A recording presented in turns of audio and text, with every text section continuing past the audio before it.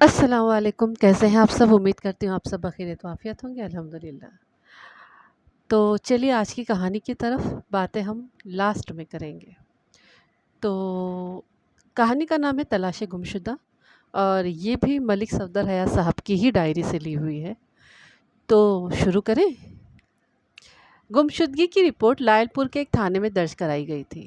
तफ्तीशी अफसर एएसआई फैज़ मोहम्मद गुमशुदा नौजवान को तलाश करता हुआ हमारे कस्बे में पहुंच गया, लेकिन उसे आगे कोई सुराग नहीं मिल रहा था। वो जब हमारे थाने में पहुंचा तो खासा थका हुआ था। मैंने उसके खाने पीने का बंदोबस्त किया और जब वो ताज़ा दम हुआ तो उससे गुमशुदा नौजवान के बारे में इस्तफसार किया। फैज़ मोहम्मद मियानवाली का रहने वाला था। उम्र उसकी 30-32 के लगभग होगी। खासा मजबूत और लंबा तड़ंगा जवान था। उसने बताया कि गुमशुदगी की रिपोर्ट 4-5 रोज़ पहले दर्ज करवाई गई है। गुमशुदा नौजवान का नाम हबीब अहमद था। उम्र 25 साल, रंग गोरा, बाल सियाह, मांग दरमियान से निकलता था। कद 5 फुट 9 इंच, आंखें भूरी, बाएं हाथ की छोटी उंगली नदारद, वज़न 140 पाउंड के लगभग, गैर शादीशुदा, तालीम याफ्ता, चेहरे पर छोटी छोटी मूछें और लायलपुर के वो एक बहुत बड़े क्लॉथ स्टोर में मुलाजिम था और आखिरी बार सफ़ेद कमीज, सुरमई पतलून और सियाह बूटों में देखा गया था। क्लॉथ स्टोर के मालिक का बयान था कि हबीब अहमद ने 12 मार्च को 3 दिन की छुट्टी ली थी। गालबन उस रोज़ बुध था। हबीब अहमद ने जुमेरात, जुम्मा और हफ्ते की छुट्टी ली थी। वाज़ेह तौर पर वो इतवार की छुट्टी के साथ मिलाना चाहता था और पीर को ड्यूटी पर हाजिर होना चाहता था और वही उसका इरादा था। उसने मुख्तलिफ लोगों को छुट्टी की मुख्तलिफ वजह बताई थी। क्लॉथ स्टोर के मालिक के मुताबिक वो अपने किसी बीमार रिश्तेदार की इयादत के लिए शेखुपुरा जाना चाहता था। घर वालों को उसने ये बताया था कि वो इंटरव्यू देने के लिए लाहौर जा रहा है। उसके एक लंगोटिया दोस्त के मुताबिक हबीब एक लड़की से मोहब्बत करता था और उसको तफरी कराने के लिए कहीं ले गया था। फैज़ मोहम्मद की तफ्तीश ये जाहिर करती थी कि हबीब अहमद अकेला बस पर सवार हुआ था। उसके साथ कोई लड़की नहीं थी। फैज़ मोहम्मद का बयान था कि हबीब अहमद की गुमशुदगी की मुद्दत के दौरान पूरे लायलपुर में किसी लड़की की गुमशुदगी या अगवा की रिपोर्ट दर्ज नहीं करवाई गई थी। हबीब अहमद के मोहल्ले की भी कोई लड़की गायब नहीं हुई थी। हबीब अहमद के दोस्त ने, जिसका नाम अजमल था, बड़े वसूख से कहा था कि हबीब अहमद अपनी महबूबा को तफरी कराने कहीं ले गया था। उसने लड़की का नाम भी बताया था जो बकौल उसके जरीना था। हबीब अहमद 13 मार्च को घर से रवाना हुआ था। उसकी जेब में 100 रुपए से कुछ ऊपर रकम थी और एक छोटा सा बैग साथ था जिसमें 2 जोड़े कपड़े और चंद ज़रूरी चीज़ें थी। 100 रुपये उस ज़माने में खासी बड़ी रकम थी। 30-40 रुपए में एक छोटी फैमिली का पूरे महीने का राशन आ जाता था। फैज़ मोहम्मद ने जरीना नामी लड़की का खोज लगाने की कोशिश भी की थी, लेकिन उसे कोई ऐसी जरीना नहीं मिल सकी जिसका हबीब अहमद से कोई ताल्लुक साबित हो सकता। लड़की का जिक्र क्लॉथ स्टोर पर काम करने वाले दूसरे लोगों ने भी किया था। एक दरमियाने कद की लड़की कभी अकेली और कभी किसी सहेली के हमरा दुकान पर आती थी और हबीब अहमद के सिवा किसी से कपड़ा नहीं खरीदती थी। दिगर मुलाजिमों के बयान के मुताबिक वो हबीब अहमद के साथ खास अदा से बात करती थी। शक्ल सूरत की इतनी अच्छी नहीं थी, लेकिन लिबास दीदा ज़ेब पहनती थी और जिस्मानी एतबार से खासी पुरकशिश थी। उस लड़की का नाम किसी को मालूम नहीं था और ना ही उसका कोई सुराग मिला था। हो सकता था कि ये वही जरीना हो या जरीना कोई दूसरी लड़की हो। गुमशुदगी की रिपोर्ट हबीब अहमद के बाप जहीर अहमद ने 22 मार्च को दर्ज कराई थी। मलिक साहब, बंदा इस कस्बे तक सही सलामत पहुंचा था, फैज़ मोहम्मद ने कहा। यह बिल्कुल पक्की बात है। मैंने पूरी तसल्ली कर ली है। या तो इधर से वो कहीं और चला गया है या फिर अभी इधर ही है। ये तुम्हारा अंदाज़ा है या तुम्हें उसके यहाँ पहुँचने का कोई सबूत मिला है? पक्का सबूत मिला है। वो खान बस सर्विस की बस में यहाँ पहुँचा था। बस कंडक्टर उसे अच्छी तरह जानता है। वो उसकी दुकान से 2-3 मरतबा कपड़ा भी खरीद चुका है। दोनों की आपस में सलाम दुआ भी हुई थी। उस लड़की के बारे में तुम्हारा क्या ख्याल है? मैंने पूछा। हो सकता है दोनों ने आपस में चोरी छुपे शादी कर ली हो और यहाँ रिहाइश इख्तियार कर ली हो। लड़की के बारे में मुझे कोई सबूत नहीं मिला, उसने कहा। उसका सारा किस्सा अभी जुबानी कलामी ही है। हबीब के घर वालों ने लड़की के बारे में लाइल्मी जाहिर की है। या तो वो लड़की को वाकई नहीं जानते थे और या वो उसकी पर्दापोशी करना चाहते हैं।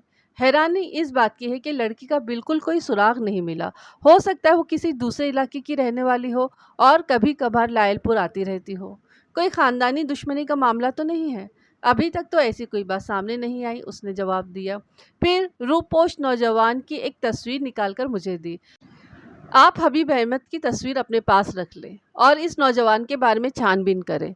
हो सकता है कि वो कभी बाजार में या सड़क पर चलता फिरता नजर आ जाए। उसके घर वाले बहुत परेशान हैं। ये 3 बहनों और 2 भाइयों में सबसे बड़ा है।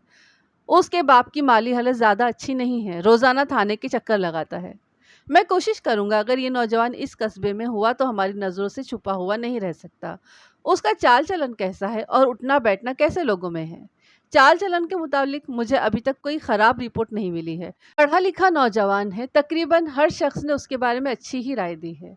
खुश इखलाक है, खामोश तबीयत है और अच्छे लोगों में उठता बैठता है। मैंने ज़रूरी बातें नोट कर ली। एएसआई फैज़ मोहम्मद एक रात हमारे पास रहकर वापस चला गया। 5-6 रोज़ के बाद हमें एसपी इलाके की तरफ से हबीब अहमद के बारे में बाकायदा तफ्तीश करने और मुफस्सल रिपोर्ट इरसाल करने की हिदायत मौसूल हुई। फैज़ मोहम्मद के जाने के बाद मैंने थाने के अमले को हबीब अहमद की तस्वीर दिखाने के बाद ये हिदायत कर दी थी कि वो इस शक्ल व सूरत के आदमी पर नज़र रखें, लेकिन इस मामले पर कोई खुसूसी तवज्जो नहीं दी गई थी, क्योंकि मेरा ख्याल ये था कि रूपोश नौजवान या तो किसी हादसे में हलाक हो गया था या उसने जरीना नामी लड़की से खुफिया शादी करके किसी नए शहर में अपनी दुनिया आबाद कर ली थी। मेरा मतलब है कि उसकी गुमशुदगी में कोई जुर्म नज़र नहीं आता था। बहरहाल एसपी की हिदायत मौसूल होने के बाद मैंने इस मामले पर खुसूसी तवज्जो देना शुरू कर दी। 3 रोज़ के अंदर मेरे आदमियों ने उस तांगे वाले का पता चला लिया जिसने बस स्टैंड से हबीब अहमद को उठाया था। तांगे वाला नौजवान शख्स था और सैंडो के नाम से मशहूर था। मैंने एक हवलदार को साथ लिया और अड्डे पर जाकर सैंडो के तांगे में जा बैठा। मुझे मालूम हुआ है कि कुछ रोज पहले तुमने इस आदमी को शहर पहुंचाया था। मैंने उसे हबीब अहमद की तस्वीर दिखाई। हमें उस मकान पर ले चलो जहां ये शख्स उतरा था। तस्वीर तो जनाब मैं पहले भी देख चुका हूँ, सैंडो ने कहा। सवारी भी मुझे याद है, लेकिन ये याद नहीं रहा कि सवारी किस जगह पर उतरी थी। तांगे में 3 सवारियां और भी थी। जो सवारी जहां कहती थी वहां तांगा रोककर उसे उतार देता था। मैंने पूछा, क्या चारों सवारियां रास्ते में उतर गई थी? अल्लाह आपका भला करे जनाब। एक सवारी टूर तक गई थी और बाकी 3 रास्ते में उतर गई थी। ठीक है, घोड़े को चाबुक दिखाओ और हमें टूर तक ले चलो। रास्ते में तुमने जहां जहां सवारियां उतारी थी वहां रुकते हुए चलना। तांगे का पहला स्टॉप गुंजान आबादी के करीब था। सैंडो तांगा रोकते हुए बोला, लो जी याद आ गया। इस जगह जो सवारी उतरी थी वो एक बूढ़ा आदमी था। उसके पास एक गठरी भी थी। बड़ी मुश्किल से उतरा था। उसने तांगे को आगे बढ़ा दिया और थोड़ी देर बाद दूसरे स्टॉप पर जाकर रुका। लो जी मलिक जी, आपकी सवारी इस जगह पर उतरी थी। उसने मुझसे कोई पता भी पूछा था मगर मुझे याद नहीं रहा। उसने हाथ में कागज़ पकड़ा हुआ था जिस पर शायद पता लिखा था। उसने किसी का नाम लिया था या मकान का नंबर पूछा था? शायद नंबर ही पूछा था। तांगे से उतरकर वो किस तरफ गया था? उसने बाएं हाथ वाली एक गली की तरफ इशारा किया और बोला, उसका रुख उस गली की तरफ था, आगे अल्लाह जाने। मैंने तांगे वाले को फारिग कर दिया और हवलदार के हमरा मस्कुरा गली में दाखिल हो गया। वो नीम पुख्ता गली तकरीबन सुनसान पड़ी थी। तकरीबन 50 कदम दूर कोने पर एक हलवाई की दुकान थी। दुकान के बाहर एक बेंच रखी हुई थी जिस पर 2 या 3 आदमी बैठे थे। एक शख्स हमें देखकर बेंच से उठ गया और दुकानदार को पैसे देकर एक तरफ चल पड़ा। वो दरमियाने कद का नौजवान था। मलिक साहब, ये आदमी मुझे कुछ मशकूक मालूम होता है, हवलदार ने कहा। रोकूं इसे? जाने दो, मैंने कहा। ऐसे मशकूक आदमी हर गली में होते हैं। नौजवान दाहिनी तरफ की गली में मुड़कर नज़रों से ओझल हो गया। मैंने दुकानदार और ग्राहकों को हबीब अहमद की तस्वीर दिखाई और पूछा कि उन्होंने इस शक्ल सूरत के आदमी को कहीं देखा है। ग्राहकों ने तस्वीर को अच्छी तरह देखे बगैर ही इनकार में सर हिला दिया। दुकानदार भारी जिस्म का आदमी था। उसने नीली धोती के ऊपर फ़कत बनियान पहन रखी थी। वो तस्वीर का मुआयना करते हुए बोला, आदमी तो बाहर का है पर शक्ल कुछ देखी भाली सी लगती है। उसने अंदर की तरफ मुंह करके आवाज़ लगाई, ओए जीले, ज़रा इधर ते आ। एक 18-19 साला नौजवान जो दुकान के तारीख गोशे में मिठाई का थाल सजा रहा था, धोती के पल्लू से हाथ पोंछता हुआ बाहर आ गया और हमारी तरफ देखने लगा। पुत्र, ये तस्वीर तो देख जरा, दुकानदार ने लड़के से कहा। मैंने इस बंदे को कहीं देखा है। अब्बा जी भूल गए हो? लड़के ने कहा। इस बंदे ने 2 सेर मिठाई खरीदी सी ते चौधरी फरमान अली दा पत्ता भी पूछिया सी। अच्छा याद आ गया, दुकानदार ने कहा। पिछले महीने ये आदमी हमारी दुकान पर आया था। उसने 2 सेर बर्फी और मैसूर खरीदा था। उसके बाद चौधरी फरमान अली की कोठी का पता पूछकर चला गया था। मैंने उससे चौधरी फरमान अली की कोठी का पता पूछा और आगे बढ़ गया।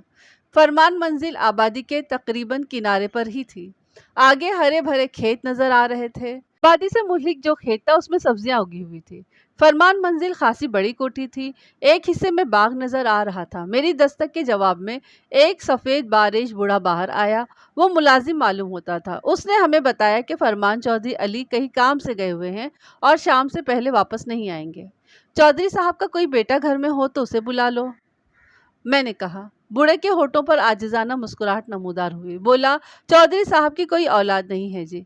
अच्छा, क्या चौधरी साहब ने शादी नहीं की या औलाद ही नहीं हुई? शादी भी की थी और औलाद भी हुई थी, बूढ़े ने जवाब दिया। 2 बेटे और 1 बेटी। दुश्मनों ने उन्हें कत्ल कर दिया। ये 10 साल पुरानी बात है। एक शादी से वापस आ रहे थे, रात का वक्त था।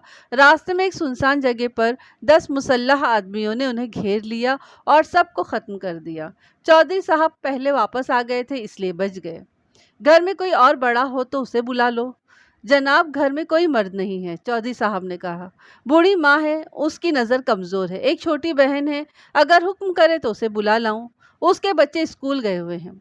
ऐसा करो, उससे ये पूछ कर आओ कि 20-22 दिन पहले उनके घर लायलपुर से कोई मेहमान आया था। बूढ़ा अंदर चला गया और थोड़ी देर बाद एक 40-42 साल औरत दरवाजे पर आई। उसने रंगीन चादर ओढ़ रखी थी और भारी जिस्म की रौबदार औरत थी। बाद में मालूम हुआ कि वो चौधरी फरमान अली की छोटी बहन थी। हमारे घर में लायलपुर से कोई मेहमान नहीं आया था। उसका लहजा सख्त था। आप किसके बारे में पूछना चाहते हैं? उसका नाम हबीब अहमद है, मैंने कहा। उधर जो हलवाई है उसने बताया है कि उस शख्स ने आपकी कोठी का पता पूछा था। ये मार्च की 13 तारीख की बात है। उसने फरमान मंजिल का पता पूछा होगा, औरत हाथ हिलाते हुए बोली। ये इलाका फरमान मंजिल के नाम से मशहूर है। इस इलाके में जो भी नया आदमी आता है वो फरमान मंजिल का पता पूछता हुआ आता है। बात खत्म करते हुए उसने हमारे मुंह पर दरवाज़ा बंद कर दिया।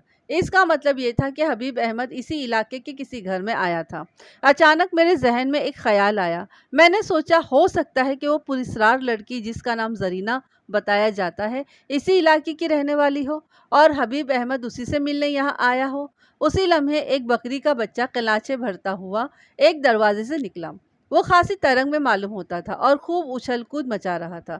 उसके पीछे ही एक बूढ़ी औरत गली में नमदार हुई थी। वो डांट डपट करते हुए बकरी के बच्चे को काबू में करने की कोशिश करने लगी।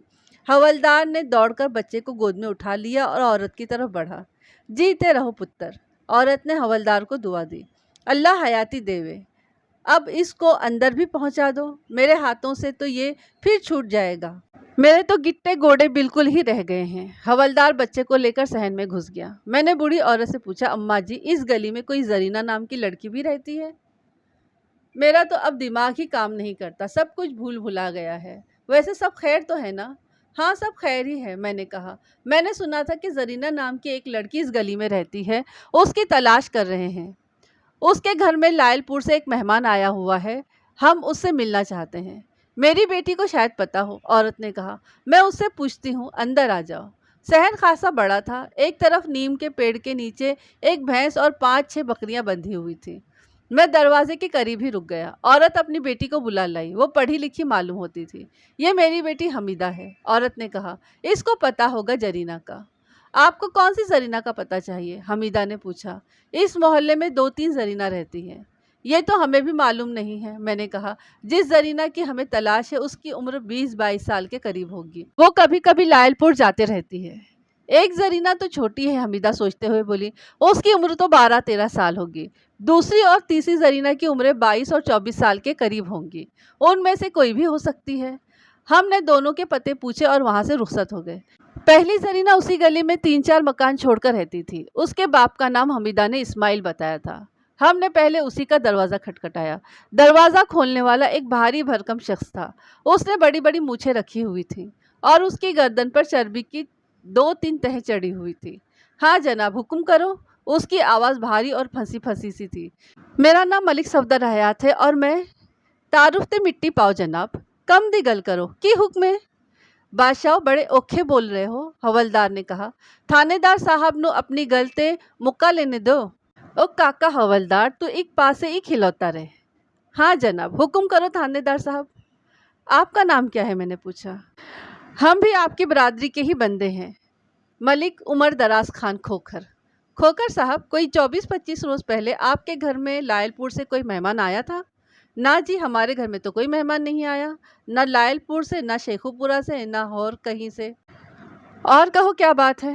آپ کے گھر میں کوئی زرینہ نام کی لڑکی رہتی ہے؟ میں نے پوچھا۔ اس کے چہرے پر برہمی نمودار ہو گئی۔ بولا، زرینہ میری بیٹی ہے، آپ کو اس سے کیا کام ہے؟ جس آدمی کو ہم تلاش کر رہے ہیں اس کے ایک رشتہ دار کا نام بھی زرینہ ہے۔ اس آدمی کا نام حبیب احمد ہے۔ معافی دے دیجئے جناب، ہم کسی حبیب احمد کو نہیں جانتے۔ اچھی طرح پوچھ گچھ کر کے آیا کرو۔ اس نے دھڑام سے دروازہ بند کر دیا۔ بڑا بد دماغ آدمی ہے، حوالدار نے کہا۔ اخلاق کی تو اسے ہوا بھی نہیں لگی، اپنے جسے سے مجبور معلوم ہوتا ہے۔ وہ کیا کہتے ہیں کہ بابا دی گرم تے بابا دیاں گولیاں بھی گرم۔ دوسری زرینہ کا گھر فرمان منزل کے آگے ایک اور گلی میں تھا جو داہنی طرف مڑ جاتی تھی۔ خاصا بڑا مکان تھا، کمرے تو 3-4 ہی تھے مگر صحن بہت بڑا تھا۔ مکانوں کی وہ قطار آبادی کے آخری قطار تھی۔ پچھلے حصے میں کثیر تعداد گھنے درختوں کی نظر آ رہی تھی۔ دروازہ کھولنے والی ایک 40-42 سال کی فربا اندام عورت تھی۔ اس نے چست اور بھڑکدار لباس پہنا ہوا تھا۔ گھنے سیاہ بال سلیقے سے گندھے ہوئے تھے، ہونٹوں پر مسی کی تہ اور آنکھوں میں کاجل کا رنگ نمایاں تھا۔ وہ سرخ و سفید رنگت والی ایک پرکشش عورت تھی اور خاصی تند مزاج بھی نظر آتی تھی۔ مجھے دیکھ کر اس کے چہرے پر ایک لہر سی آ کر چلی گئی۔ رسمی کلمات کے بعد میں نے اپنا تعارف کرایا، پھر کہا، ہمیں معلوم ہوا ہے کہ 24-25 روز پہلے آپ کے یہاں لائل پور سے ایک مہمان آیا تھا۔ جی؟ وہ چونک کر بولی۔ مہمان؟ کس مہمان کی بات کر رہے ہیں آپ؟ مہمان تو آتے جاتے رہتے ہیں۔ جس مہمان کی میں بات کر رہا ہوں اس کا نام حبیب احمد ہے اور وہ پچھلے مہینے کی میں کسی حبیب احمد کو نہیں جانتی، عورت نے تیز لہجے میں کہا۔ لائل پور میں میرا ایک بھائی رہتا ہے، وہ اور اس کے بیوی بچے آتے رہتے ہیں، اور بھی 2-4 رشتہ دار ہیں ہمارے لائل پور میں، لیکن اس نام کا کوئی نہیں ہے۔ بات ختم کرتے ہی اس نے دروازہ بند کرنے کا ارادہ کیا۔ آپ کے بھائی کا نام کیا ہے؟ میں نے پوچھا۔ اور وہ کیا کام کرتا ہے؟ اس کا نام منظور حسین ہے، ادھر بھوانا بازار میں اس کی اپنی ایک دکان ہے۔ بات کیا ہے؟ میں نے جیب سے نوٹ بک نکالی اور اس پر منظور حسین کا نام اور پتہ نوٹ کر لیا۔ اس عورت کا انداز مجھے شک میں ڈال رہا تھا۔ گلی میں چونکہ سناٹا تھا اس لیے ہماری آوازیں سن کر آس پاس کے 1-2 دروازے کھل گئے تھے۔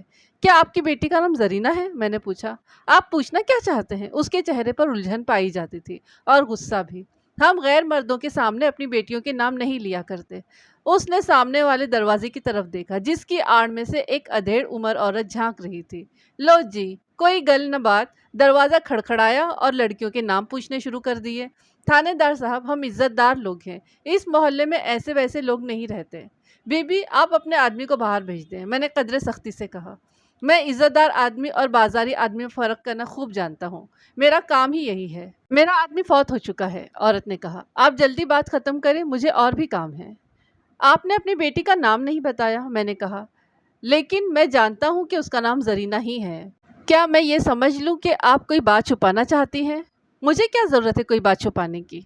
آپ کی بیٹی لائل پور تو جاتی رہتی ہوگی، میں نے پوچھا۔ تھانے دار صاحب، میں اپنی بیٹی کے بارے میں نہ کوئی بات سننا چاہتی ہوں اور نہ کرنا چاہتی ہوں، عورت نے سختی سے کہا اور دروازہ بند کر دیا۔ بظاہر وہ ایک طبعی سا رد عمل تھا۔ کوئی عورت اپنی جوان بیٹی کے بارے میں اس قسم کی گفتگو پسند نہیں کر سکتی، لیکن اس عورت کے رویے میں مجھے کوئی خاص بات محسوس ہو رہی تھی جو مجھے شک میں ڈال رہی تھی، لہٰذا میں نے پڑوسیوں میں سے اس کے بارے میں معلومات حاصل کرنا مناسب سمجھا۔ سامنے والا دروازہ بند ہو گیا تھا۔ اگلے دروازے میں ایک معمر عورت کھڑی تھی۔ میں نے اسے سلام کیا اور کہا، میں اسے چند باتیں پوچھنا چاہتا ہوں۔ اس کے بال سفید ہو چکے تھے، تاہم صحت اچھی نظر آتی تھی۔ اس نے محتاط نظروں سے ادھر ادھر دیکھا اور ہمیں ایک سادہ سی بیٹھک میں لے گئی۔ کیا معاملہ ہے؟ اس نے رازدارانہ لہجے میں پوچھا۔ کیا نصیرہ کی کڑی گھر سے نٹ گئی ہے؟ سب خیر ہے، میں نے کہا۔ نصیرہ کی لڑکی کا نام کیا ہے؟ زرینہ نام ہے، بڑی فیشنی کڑی ہے، ویسے ماں بھی کم نہیں ہے۔ ایک سفید ریش بوڑھا اکا ہاتھ میں پکڑے کمرے میں داخل ہوا اور سلام کر کے ایک طرف بیٹھ گیا۔ اس کی نظر کمزور معلوم ہوتی تھی۔ عورت نے بتایا کہ وہ اس کا شوہر علم دین ہے۔ کیوں جے ساڈے محلے وچ کوئی واردات ہو گئی ہے؟ बूढ़े इल्म दीन ने पूछा। नसीरा की कुड़ी का कोई चक्कर है, औरत ने अपने शौहर को खबर दी। मालूम होता है कोई चंद चढ़ाकर आई है। ये थानेदार साहब उसी की पूछ परतीत के लिए यहाँ पर फिर रहे हैं।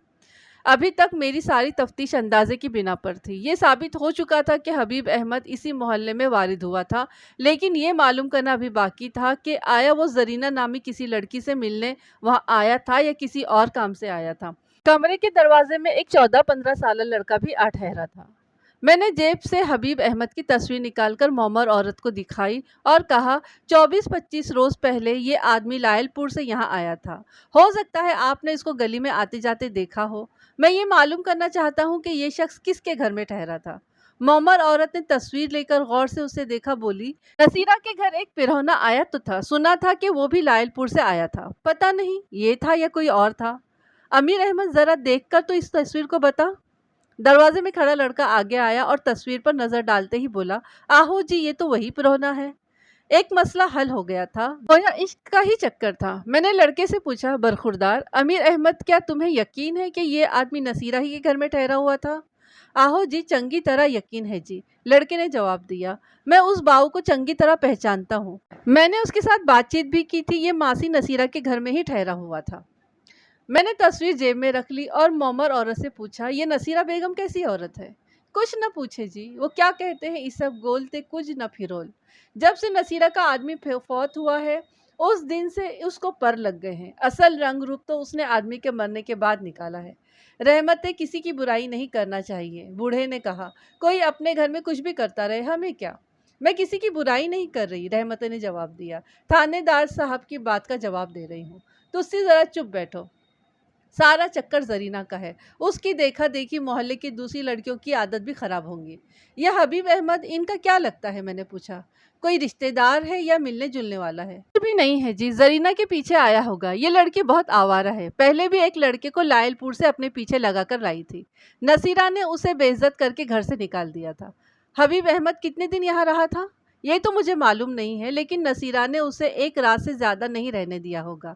कदरे तौकुफ के बाद उसने कहा, जब माँ के लक्षण ठीक नहीं होंगे तो बेटी कैसे ठीक होगी? चौधरी फरमान अली का उनके घर बहुत आना जाना है। मैं तो कहता हूँ कि दोनों को आपस में शादी कर लेना चाहिए। बूढ़े इल्म दीन ने कहा, जोड़ बुरा नहीं है। कौन से जोड़ की बात कर रहे हो? रहमतें ने कहा। नसीरा ने खुर्शीद बेगम को बताया था कि चौधरी फरमान अली उसकी बेटी जरीना से शादी करना चाहता है। मुझे ख्याल आया कि अगर चौधरी फरमान अली जरीना से शादी करना चाहता है तो उसे हबीब अहमद का आना यकीनन नागवार गुजरा होगा। मैं इल्म दीन के घर से रुखसत हो गया और चंद और पड़ोसियों से हबीब अहमद के बारे में पूछा। कुछ ने लाइल्मी जाहिर की और कुछ ने कहा कि उन्होंने एक अजनबी को नसीरा बेगम के घर आते देखा था। अब देखना ये था कि हबीब अहमद गया कहाँ था। पड़ोसी ने यह भी कहा था कि जरीना कई रोज से घर में नजर नहीं आ रही थी और नसीरा बेगम का कहना था कि वो लायलपुर गई हुई थी। अगले रोज मैंने एक एएसआई को साथ लिया और बस के जरिए लायलपुर पहुंच गया। सिर्फ 1 घंटे का सफ़र था। पहले हम उस थाने में गए जिसमें हबीब अहमद की गुमशुदगी की रिपोर्ट दर्ज कराई गई थी। एएसआई फैज़ मोहम्मद बड़े तपाक से हमें मिला और हमारी खातिर मदारात भी की। मैंने उसे हबीब अहमद के बारे में अपनी तफ्तीश से आगाह किया और बताया कि हमें जरीना का सुराग मिल गया है। और आपका क्या ख्याल है कि दोनों ने शादी कर ली है? मेरी बात ख़त्म होने के बाद फैज़ मोहम्मद ने कहा। और छुप कर कहीं रह रहे हैं? हाँ, ज़ाहिर तो यही मालूम होता है, मैंने कहा, लेकिन असल हकीकत हबीब अहमद या जरीना के मिलने के बाद ही मालूम होगी।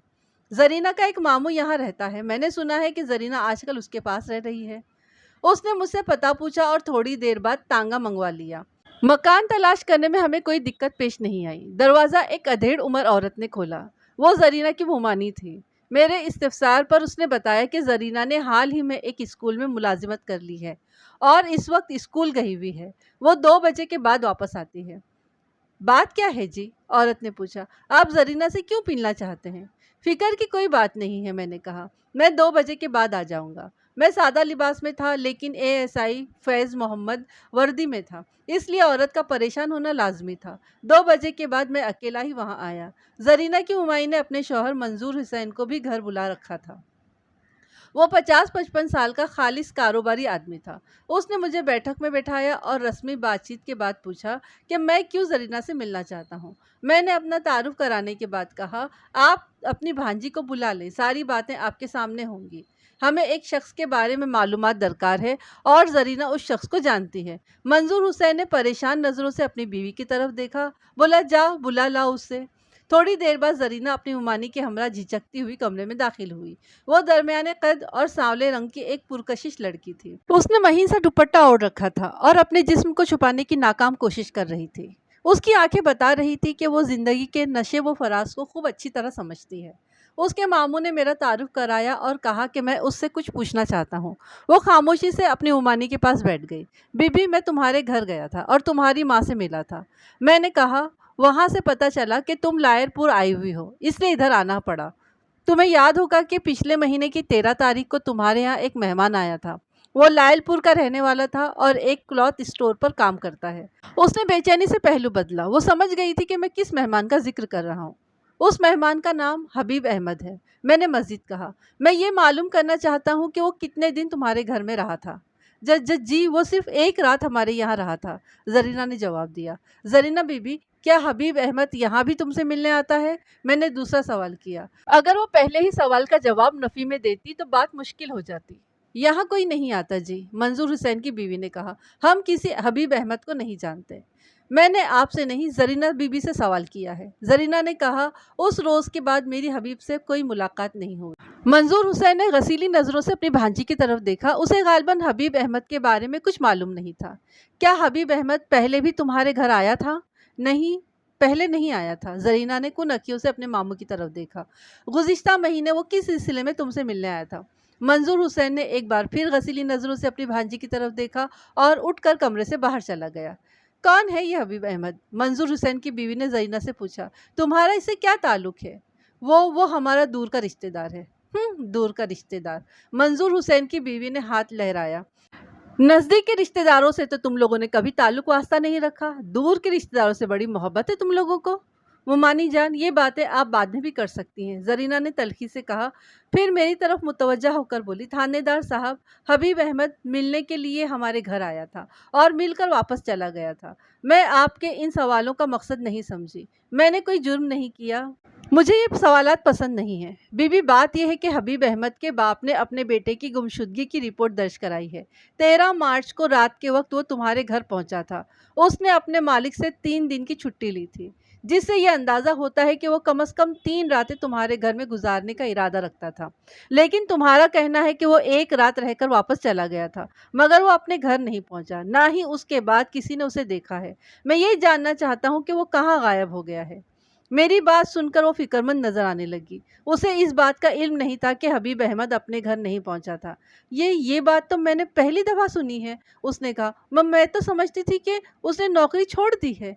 اس کا مطلب یہ تھا کہ وہ کلوتھ اسٹور پر اس کا پتہ کرنے گئی تھی۔ زرینہ بی بی، کیا وہ تمہارے گھر سے خوش گیا تھا یا کسی بات پر ناراضگی ہو گئی تھی؟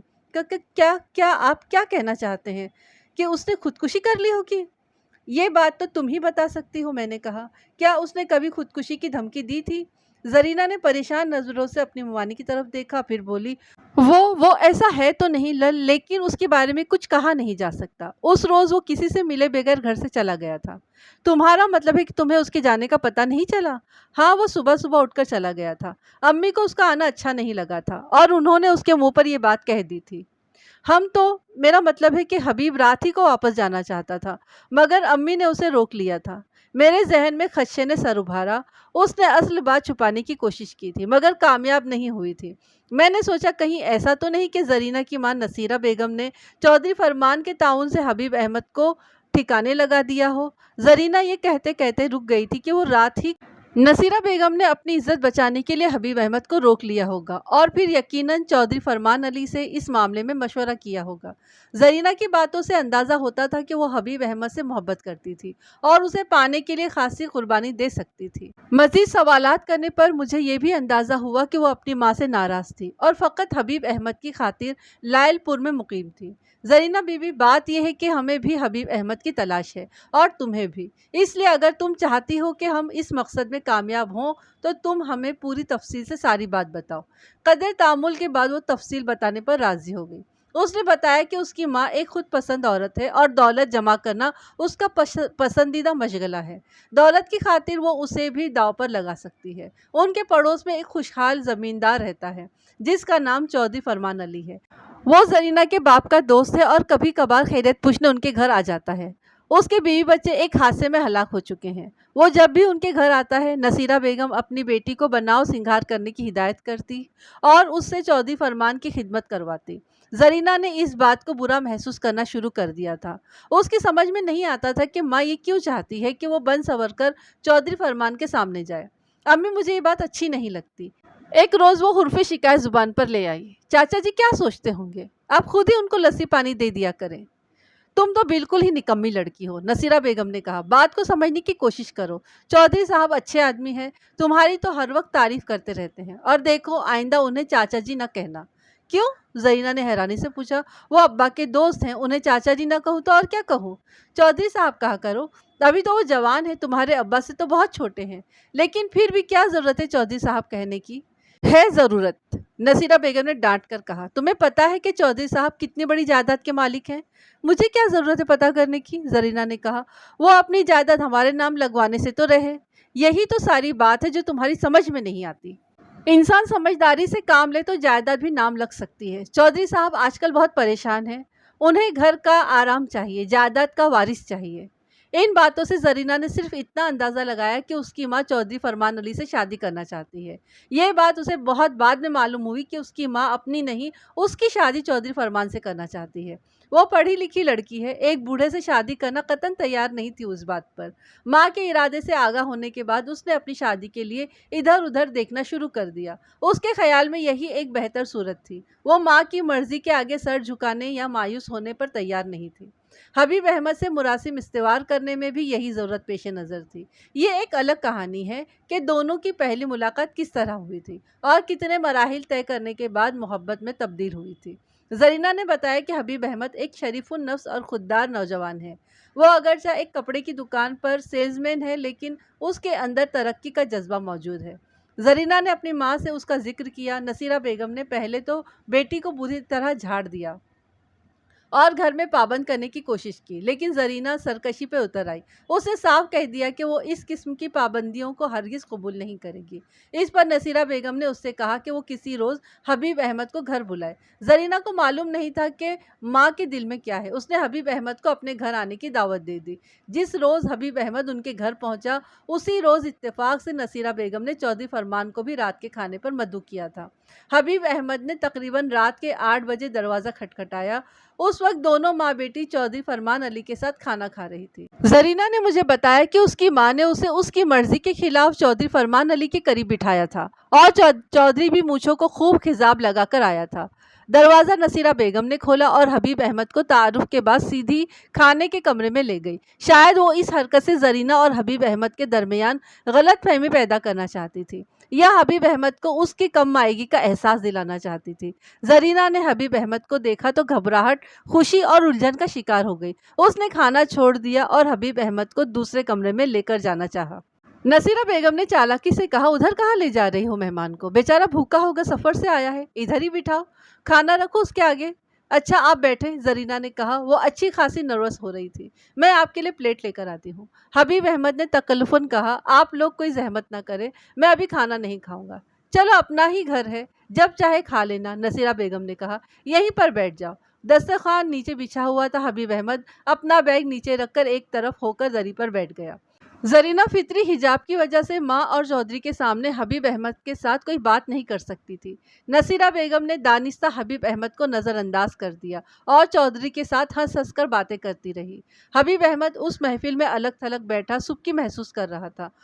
वो रास्ते भर ये सोचता रहा था कि होने वाली ससुराल में उसकी खूब आहवकत होगी, मगर वहाँ उसे अछूत की तरह एक तरफ बैठा दिया गया था। खाने के बाद चौधरी फरमान ने मूंछों पर हाथ फेरा और हबीब अहमद से पूछा, बरखुरदार तुम क्या काम करते हो? नसीरा बेगम उसके बोलने से पहले ही बोल पड़ी, बेचारा किसी कपड़े की दुकान में नौकर है। اس کا طرز تکلم تحقیر آمیز تھا۔ حبیب احمد کو یہ سوال و جواب بہت برا لگا۔ کچھ دیر بعد چودھری فرمان علی اٹھ کر اپنے گھر چلا گیا۔ نصیرہ بیگم نے برتن وغیرہ سمیٹنے کے بعد حبیب احمد سے کہا، تم شکل و صورت سے تو بڑے سمجھدار نظر آتے ہو، مگر تمہارا یہ طریقہ مجھے پسند نہیں آیا۔ تم رشتہ مانگنے آئے ہو یا قربانی کا بکرا خریدنے آئے ہو؟ حبیب احمد نصیرہ بیگم کے جارحانہ انداز سے گھبرا کر بولا، میں آپ کا مطلب نہیں سمجھا۔ اب تم اتنے بھی بھولے نہیں ہو میاں، رشتے کی بات کرنے گھر کے بڑے آتے ہیں۔ امی آپ نے خود ہی تو کہا تھا کہ… زرینہ نے ماں کو یاد دلانا چاہا۔ تم خاموش بیٹھی رہو، نصیرہ بیگم نے ڈانٹا۔ ایک ہمارا زمانہ تھا، لڑکیاں اپنے رشتے کی بات سن کر چھپتی پھرتی تھیں۔ تمہارا باپ زندہ ہوتا تو تمہاری اس حرکت پر تمہارے ٹکڑے کر دیتا۔ حبیب احمد نے کہا، زرینہ نے مجھے بتایا تھا کہ آپ مجھ سے ملنا چاہتی، اس لیے چلا آیا۔ میاں تمہیں چاہیے تھا کہ کسی ماں بہن کو اپنے ساتھ لے کر آتے۔ میں معافی چاہتا ہوں، اگلی دفعہ اپنی والدہ کو ساتھ لے کر آؤں گا۔ اب کوئی ضرورت نہیں ہے کسی کو لانے کی، میں نے جو دیکھنا تھا وہ دیکھ لیا۔ تم نے چودھری صاحب کے سامنے ہماری ناک کٹوا دی۔ وہ کیا سوچتے ہوں گے کہ میری ہیرے جیسی بیٹی کو کسی عزت دار خاندان کا رشتہ نہیں مل سکتا؟ خالہ آپ زیادتی کر رہی ہیں، حبیب احمد نے کہا۔ ہم بھی عزت دار لوگ ہیں۔ واہ جی واہ، تم تو شادی سے پہلے ہی آنکھیں دکھانے لگے، بعد میں کیا ہوگا؟ امی زیادتی آپ کی ہے، زرینہ نے کہا۔ آپ کو اس طرح بات نہیں کرنا چاہیے۔ حبیب میرے کہنے پر آئے ہیں اور آپ ہی نے مجھے کہا تھا کہ آپ انہیں دیکھنا چاہتی ہیں، اس میں ان کی کیا غلطی ہے؟ اس بات پر ماں بیٹی میں خوب جھگڑا ہوا۔ حبیب احمد خاموش تماشائی بنا بیٹھا رہا۔ اس سے کسی نے کھانے کو بھی نہیں پوچھا تھا۔ رات کے 10 بجے نصیرہ بیگم نے اس سے پوچھا، تم ابھی واپس جاؤ گے یا کل صبح؟ ابھی کیسے جائیں گے؟ زرینہ نے کہا۔ اس وقت کوئی بس نہیں ملے گی۔ کوئی بات نہیں، حبیب احمد نے کہا۔ بس نہ ملی تو میں ویٹنگ روم میں رات گزار لوں گا۔ آپ ایسے نہیں جائیں گے، زرینہ نے کہا۔ بیٹھے، میں آپ کے لیے کھانا لاتی ہوں۔ ہائے ہائے، تو خواہ مخواہ اس کے پیروں کی زنجیر بن رہی ہے۔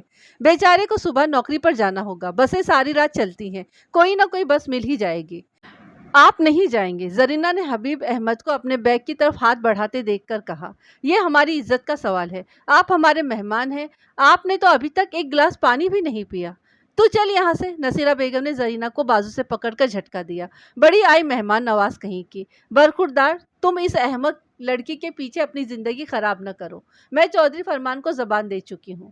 جی، حبیب احمد نے کہا، میں آپ کا مطلب نہیں سمجھا۔ کیا زرینہ کی چودھری فرمان کے بیٹے سے منگنی ہو گئی ہے؟ امی، آپ کو میرا جواب اچھی طرح معلوم ہے۔ ہمارے خاندان میں لڑکیوں سے سوال جواب نہیں کیا جاتا، شادی کا فیصلہ ہم بڑے ہی ہمیشہ کرتے ہیں۔ میں انسان ہوں، بھیڑ بکری نہیں ہوں، زرینہ نے کہا۔ تعلیم یافتہ بھی ہوں۔ حبیب، آپ ذرا رکے، میں بھی آپ کے ساتھ ہی چلتی ہوں۔ تیری یہ جرأت؟ زرینہ بیگم نے اس کے منہ پر تھپڑ مارتے ہوئے کہا۔ اگر تو نے گھر سے باہر قدم نکالنے کا نام لیا تو میں تیری ٹانگیں توڑ دوں گی۔ مجھے کمزور نہ سمجھنا۔ میں بھی کمزور نہیں ہوں، زرینہ اپنا گال سہلاتے ہوئے بولی۔ آپ مجھے قید کر کے نہیں رکھ سکتی۔ میں 2 دن، 4 دن یا 10 دن کے بعد اس گھر سے چلی جاؤں گی۔ آپ کب تک مجھ پر پہرے بیٹھائیں گی؟ بات بڑھتی دیکھ کر نصیرہ بیگم نرم پڑ گئی۔ وہ نہ صرف حبیب کے لیے کھانا نکال کر لائی بلکہ اسے روک بھی لیا۔ زرینہ نے مجھے بتایا ہے کہ اسے ماں کی اس تبدیلی پر زیادہ تعجب نہیں ہوا، کیونکہ اسے یقین تھا کہ وہ اپنی ضد سے ماں کو جھکنے پر مجبور کر سکتی تھی۔ اگلی صبح حبیب احمد اپنے بستر پر موجود نہیں تھا۔ شاید وہ رات کے جھگڑے کی وجہ سے صبح ہی صبح اٹھ کر چلا گیا تھا۔ زرینہ کو یقین نہیں آیا، اسے حبیب سے ایسی توقع نہیں تھی، لیکن وہ حقیقت کو جھٹلا بھی نہیں سکتی تھی۔ اس نے ڈرتے ڈرتے ماں سے پوچھا کہ کیا حبیب اسے بتا کر گیا تھا؟ نہیں، نصیرہ بیگم نے نفی میں سر ہلایا۔ وہ میرے اٹھنے سے پہلے ہی جا چکا تھا۔ باہر کا دروازہ چوپٹ کھلا پڑا تھا۔ ایسا بے مروت شخص میں نے کبھی نہیں دیکھا۔ کم از کم ہمارے اٹھنے کا انتظار ہی کر لیتا، اور تو اور جاتے وقت اپنی مٹھائی بھی ساتھ لے گیا۔ مجھے یقین تو نہیں آ رہا تھا وہ مجھے بتائے بغیر کیسے چلے گئے۔ تم ابھی نادان ہو، ان باتوں کو سمجھنا اتنا آسان نہیں ہے۔ چودھری صاحب نے جاتے وقت کہا تھا کہ لڑکا قابل اعتبار نظر نہیں آتا، اس سے ہوشیار رہنا۔ مجھے تو ڈر ہے کہ وہ گھر کی کوئی چیز اٹھا کر نہ لے گیا ہو۔ زرینہ نے مجھے بتایا کہ اسے حبیب احمد کی خاموشی سے چلے جانے پر بہت صدمہ ہوا تھا۔ وہ سارا دن روتی رہی اور 3 روز تک اپنی ماں سے بات نہیں کی۔ پھر وہ حبیب احمد سے ملنے کی امید میں لائل پور آ گئی اور ایک پرائمری اسکول میں ملازمت کر لی۔ ساری بات سننے کے بعد میں اس نتیجے پر پہنچا کہ حبیب احمد نصیرہ بیگم کے گھر سے باہر گیا ہی نہیں تھا۔ اس کے ساتھ یقیناً کوئی حادثہ پیش آیا تھا، یا نصیرہ بیگم نے چودھری فرمان علی کے تعاون سے اسے قتل کر دیا تھا اور اس کی لاش کو راتوں رات ٹھکانے لگا دیا تھا۔ میں نے زرینہ سے پوچھا کہ اگلی صبح وہ کتنے بجے بیدار ہوئی تھی۔ اس نے جواب دیا کہ وہ تقریباً 7 بجے اٹھی تھی۔ اس کی ماں اس سے پہلے ہی اٹھ گئی تھی۔ صبح جب تم نے اپنی ماں کو دیکھا تو کیا اس کے چہرے پر بے خوابی یا تھکن کے نشانات موجود تھے؟ اس نے میرے سوال پر غور کیا، پھر بولی، میں نے امی کے چہرے پر غور نہیں کیا تھا، لیکن مجھے اتنا یاد ہے کہ ناشتے کے بعد امی نے سر درد کی شکایت کی تھی اور اپنے کمرے میں جا کر سو گئی تھی اور تقریباً 2 بجے تک سوتی رہی تھی۔ میں نے زرینہ کو ہدایت کی کہ وہ ایک آدھ روز کے اندر قصبے میں پہنچ جائے، ہمیں اس کے بیان کی ضرورت پڑ سکتی ہے۔ میری بات سن کر وہ پریشان نظر آنے لگی۔ اگلے 2 روز تک میں ان بسوں کے ڈرائیوروں اور کنڈکٹروں سے پوچھ گچھ کرتا رہا جو 14 مارچ کی صبح قصبے سے گزری تھی۔ میری تفتیش کے مطابق صبح کے 7 بجے تک کل 6 بسیں وہاں سے گزری تھیں۔ ان بسوں کے ڈرائیوروں اور کنڈکٹروں نے حبیب احمد کی تصویر دیکھی اور پورے وثوق کے ساتھ مجھے بتایا کہ وہ شخص ان کی بسوں میں سوار نہیں ہوا تھا۔ صبح کے وقت زیادہ رش نہیں ہوتا، اس لیے اکا دکا مسافر نظر میں آئے بغیر نہیں رہتے، خصوصاً بابو ٹائپ کا آدمی فوراً نظر میں آ جاتا ہے۔ صبح کے وقت کوئی ٹرین وہاں سے نہیں گزرتی تھی، نیز لائل پور وغیرہ جانے والے مسافر ٹرین سے سفر بھی نہیں کرتے تھے کیونکہ ٹرین دگنا وقت لگاتی تھی۔ حبیب احمد کا باپ شریف احمد 2-3 مرتبہ میرے پاس آ چکا تھا۔ وہ خاصا معمر شخص تھا اور اپنے نوجوان بیٹے کی گمشدگی کے بعد سخت پریشان تھا۔ میں اسے کسی قسم کی تسلی دینے کی پوزیشن میں نہیں تھا کیونکہ میرا اندازہ خوشکن نہیں تھا۔ اس اثناء میں نے 2 سادہ لباس سپاہیوں کو چودھری فرمان علی اور نصیرہ بیگم کی گھر کی نگرانی پر مامور کر دیا۔ تیسرے یا چوتھے روز چودھری فرمان علی مجھ سے ملنے کے لیے تھانے پہنچ گیا۔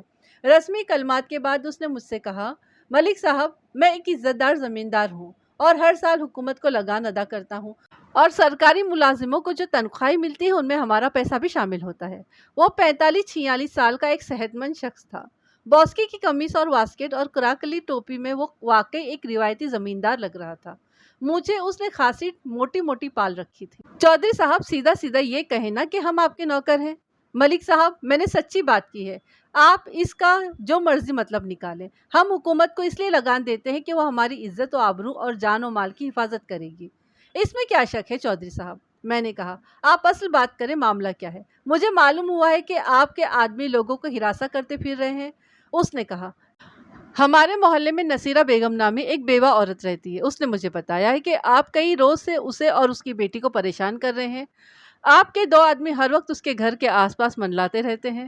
میرا ارادہ ڈی سی صاحب سے بات کرنے کا ہے، لیکن میں نے سوچا کہ کیوں نہ پہلے آپ سے ہی بات کر لی جائے۔ ملک صاحب، نصیرہ بیگم کا شوہر میرا دوست تھا، اس لیے اس کی دیکھ بھال میں اپنا فرض سمجھتا ہوں۔ اگر آپ اس کے بارے میں کوئی پوچھ گچھ کرنا چاہتے ہیں تو میں حاضر ہوں۔ بلکہ مجھے یاد آیا کہ آپ ہماری حویلی بھی آئے تھے۔ چودھری صاحب، اچھا ہوا آپ یہاں آ گئے، ورنہ میں خود ہی آپ کے پاس آنے والا تھا۔ آپ کی یہ اطلاع غلط ہے کہ ہم نصیرہ بیگم اور ان کی جوان بیٹی کو پریشان کر رہے ہیں۔ ہمارے آدمی تو سارے قصبے میں منڈلاتے پھرتے ہیں، کچھ وردی میں ہوتے ہیں، کچھ سادہ لباس میں۔ قصبے میں گشت کرنا ان کی ڈیوٹی ہے۔ آپ لوگ سوتے ہیں اور وہ جاگتے ہیں تاکہ کوئی شخص آپ کی جان و مال کی طرف بری نظر سے نہ دیکھے۔ ویسے میں نصیرہ بیگم اور اس کی بیٹی سے ملا تھا، کچھ سوالات بھی کیے تھے، مگر پریشان وغیرہ تو بالکل نہیں کیا۔ بہرحال میں یہ چاہتا ہوں کہ آپ دوبارہ ان کا دروازہ نہ کھٹکھٹائیں۔ اس کے لہجے میں تحکم پایا جاتا تھا۔ نصیرہ بیگم کا اس نوجوان سے کوئی تعلق نہیں ہے جس کی آپ کو تلاش ہے۔ چودھری صاحب، ہم بلا ضرورت کسی کا دروازہ نہیں کھٹکھٹاتے اور ضرورت پڑنے پر ڈی سی کا دروازہ بھی کھٹکھٹانے سے نہیں گھبراتے۔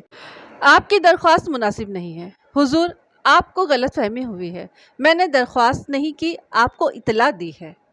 میں نے اس کی بات کو نظر انداز کرتے ہوئے کہا، چودھری صاحب، 13 مارچ کو آپ رات کے کھانے پر نصیرہ بیگم کے گھر میں موجود تھے۔ کھانے کے دوران نصیرہ بیگم کے گھر لائل پور سے ایک مہمان آیا تھا، اس کا نام حبیب احمد تھا۔ وہ نوجوان اس روز سے لاپتہ ہے، نہ تو اپنے گھر پہنچا ہے اور نہ ہی کسی دوسری جگہ اس کا سراغ ملا ہے۔ میں نے اس شخص کو دیکھا تھا، چودھری فرمان علی نے کہا۔ نصیرہ بیگم نے مجھے بتایا تھا کہ وہ شخص اگلے روز واپس چلا گیا تھا۔ اب یہ اس کی ذمہ داری نہیں ہے کہ وہ کہاں گیا، گھر گیا یا اس نے دریا میں چھلانگ لگا دی، بشرطیہ کہ یہ ثابت ہو جائے کہ حبیب احمد نصیرہ بیگم کے گھر سے چلا گیا تھا۔ عجیب بات کرتے ہیں آپ بھی، وہ انسان تھا، کسی چھچندر کا بچہ نہیں تھا۔ اگر وہ نصیرہ بیگم کے گھر میں ہوتا تو پورے محلے کو خبر ہوتی۔ میں نے چودھری کو گھورتے ہوئے کہا، اگر وہ زندہ ہوتا تو یقیناً پورے محلے کو خبر ہوتی۔ اس کے چہرے پر ایک لہر سی آ کر چلی گئی۔ بولا، کیا آپ یہ کہنا چاہتے ہیں کہ نصیرہ بیگم نے اسے قتل کر دیا ہے؟ उसे किसी का ताउन भी हासिल रहा होगा। आप कुछ ज़्यादा ही ज़हीन बनने की कोशिश कर रहे हैं। मैं आपको मशवरा दूंगा कि आप बोलने में एहतियात से काम लें। किसी को कातिल करार देने से कब्ल मकतूल का होना भी ज़रूरी है। चौधरी साहब, यही चीज़ हमारे रास्ते की रुकावट बनी हुई है, लेकिन आप खातिर जमा रखें, मकतूल की लाश भी बरामद हो ही जाएगी। इस बात की मैं पूरी तसल्ली कर चुका हूं कि हबीब अहमद अपने पैरों पर चलकर नसीरा बेगम के घर से बाहर नहीं गया।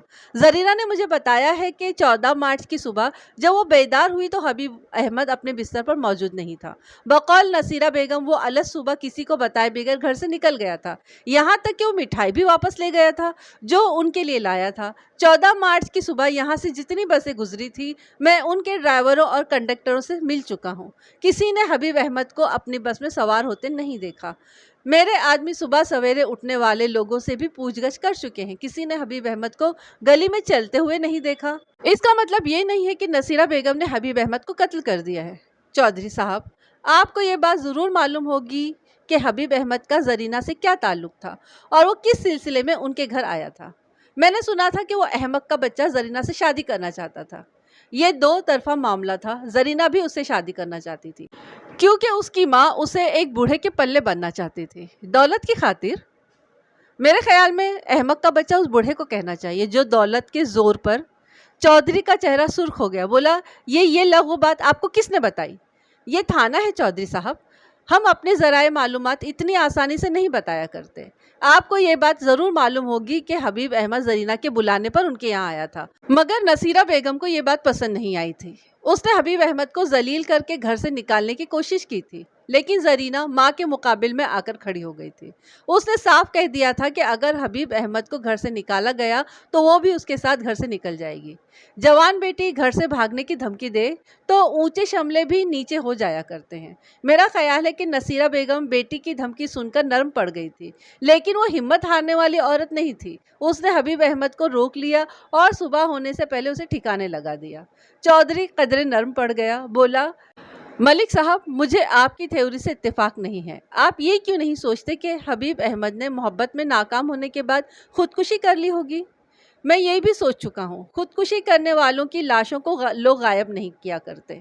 चौधरी फरमान अली जब थाने से निकला तो वो कुछ परेशान नजर आ रहा था। वो अपने प्राइवेट टांगे में आया था, खासा सजा हुआ तांगा था। उसके साथ 2 आदमी और भी थे जो बाहर ही ठहरे रहे थे। अगले रोज़ मैंने अदालत से सर्च वारंट हासिल किया और निस्फ दर्जन आदमियों के हमरा नसीरा बेगम के घर पहुंच गया। मेरे आदमियों ने मकान को घेरे में ले लिया। मैंने उन्हें हिदायत कर दी कि कोई शख्स मकान से बाहर न जाए। उस वक्त सुबह के 10 बजे थे और मर्द कामों पर गए हुए थे। नसीरा बेगम खासी धड़ल्ले वाली औरत थी।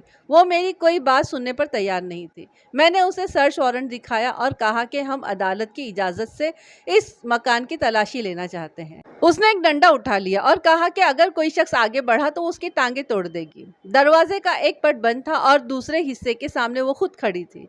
उसका शोर सुनकर गली में लोग इकट्ठा होना शुरू हो गए। मैंने बंद दरवाजे को कंधा मारकर खोला और अपने 2 आदमियों के समेत अंदर दाखिल हो गया। नसीरा बेगम ने 2-3 बार डंडा चलाया। एक आध चोट मुझे भी लगी, लेकिन फिर हवलदार ने उसके हाथ से डंडा छीन लिया और कहा, हाँ जी, इन डंडों से हमारी टांगे नहीं टूट सकती। आप अपनी चूड़ियों की फिक्र करें। हम कानून के बंदे हैं और कानून के साथ डंडों से नहीं लड़ा जा सकता। नसीरा बेगम ने बेबसी के आलम में हमें बद्दुआएं देना शुरू कर दी। जब हम अंदर दाखिल हुए तो मैंने एक शख्स को कमरे से निकलकर पिछली तरफ जाते देखा। वो खासा उजलत में लग रहा था। मैंने उसे आवाज़ दी तो उसने ठहरने की बजाय रफ्तार तेज कर दी और नज़रों से ओझल हो गया। मैंने अपना रिवॉल्वर निकाल लिया और तेज़ी से उसके पीछे दौड़ा। साथ ही मैं सीटी भी बजाई ताकि बाहर के पुलिस वाले होशियार हो जाएं। जब मैं इमारत का कोना मुड़ा तो मस्कूरा शख्स दरमियानी दीवार पर चढ़ने की कोशिश कर रहा था। बाहर से सीटी का जवाब आ गया था, इसलिए वो पड़ोसियों के सहन में कूदने का इरादा रखता था। उसकी जूतियां नीचे गिर गई थी और धोती की वजह से वो ऊपर चढ़ने में दिक्कत महसूस कर रहा था। मैंने उसकी धोती के पिछले हिस्से में हाथ डालकर उसे झटका दिया तो वो भैंसे की तरह डकारता हुआ जमीन पर आन गिरा। आदमी वो खासा जानदार था। नीचे गिरने के बावजूद उसने हिम्मत नहीं हारी। वो तेजी से उठा, पूरी कुव्वत से मुझे धक्का दिया और धोती संभालता हुआ मरकजी दरवाजे की तरफ भागा। मुझे याद है कि उसने बड़क भी मारी थी। बाद में मालूम हुआ कि वो जवानी में कबड्डी खेलता रहा था। दरवाजे के सामने हवलदार ने उसे पकड़ने की कोशिश की। उसने निहायत महारत से हवलदार को झांसा दिया और उसे उठाकर जमीन पर पटक दिया। दरवाजे के बाहर जो सिपाही खड़ा था वो ये सूरत हाल देखकर अंदर आ गया और जल्दी से दरवाजा बंद कर दिया। हट जा ओए मेरे रास्ते से, मस्कुरा शख्स ने एक बड़क मारी। सिपाही अगरचे कमजोर था मगर वो उससे लिपट गया। इतने में मैं भी उसके सर पर पहुंच गया और थोड़ी सी कशमकश के बाद उसके हाथों में हथकड़ी डाल दी। इस दौरान में हवलदार ने अपनी हजीमत का भी बदला ले लिया था। क्या नाम है तुम्हारा? मैंने पूछा। मेरा नाम चौधरी मोहम्मद इलियास घुम्मन है, उसने हाँफते हुए जवाब दिया। मैं कोई मामूली आदमी नहीं हूँ थानेदार, ये हथकड़ियाँ खोल दे, नहीं तो तेरे हक में अच्छा नहीं होगा। बल्ले ओए चौधरी घुम्मन, हवलदार ने कहा। नाम तो तेरा बहुत सही है, घुम्मन, घेरियां तो खूब लगाता है। चौधरी, ये हथकड़ियाँ अब इतनी आसानी से नहीं खुलेंगी, मैंने कहा। तुम कार्य सरकारी में मुजाहमत के मुर्तकिब हुए हो, हम पर हमला आवर हुए हो और हमें धमकी दी है, इसीलिए हम तुम्हें गिरफ्तार कर रहे हैं। हमें पता है कि तुम बहुत बड़े चौधरी हो, लेकिन कानून से बड़े नहीं हो। वो हमें धमकियां देता रहा, लेकिन मैंने कोई परवाह नहीं। कान के अंदर जरीना के अलावा एक अधेड़ उम्र की मुलाजमा भी थी। मैंने औरतों को बरामदे में बिठाया, चौधरी इलियास घुम्मन को हवलदार की सुपुर्द किया और खुद एक आदमी के हमरा मकान की तलाशी लेना शुरू कर दी। मकान का सहन खासा बड़ा था और उसके एक हिस्से में सब्जियां उगी हुई थी। मैंने सोचा कि किसी लाश को दफन करने के लिए वो मुनासिब जगह थी। ज़मीन नर्म थी, जिसे खोदना ज़्यादा मुश्किल नहीं था। नसीरा बेगम जैसी मजबूत औरत ये काम तन्हा भी कर सकती थी। जैसा कि जरीना ने मुझे बताया था कि 14 मार्च के रोज़ नाश्ते के बाद उसकी माँ सो गई थी और दोपहर के बाद उठी थी। इसका मतलब ये था कि वो रात को जागती रही थी। मकान के अंदर से मुझे कोई ख़ास चीज़ नहीं मिली जो वारदात पर रोशनी डालती। मैंने एक एएसआई को जो बाहर ड्यूटी पर मामूर था अंदर बुला लिया और खाना तलाशी का काम उसके सुपुर्द किया और ख़ुद घर वालों से पूछगछ शुरू कर दी। मैंने बैठक में डेरा जमा लिया और पहले जरीना को अंदर बुलाया। वो हमारी कार्रवाई की वजह से खासी परेशान थी।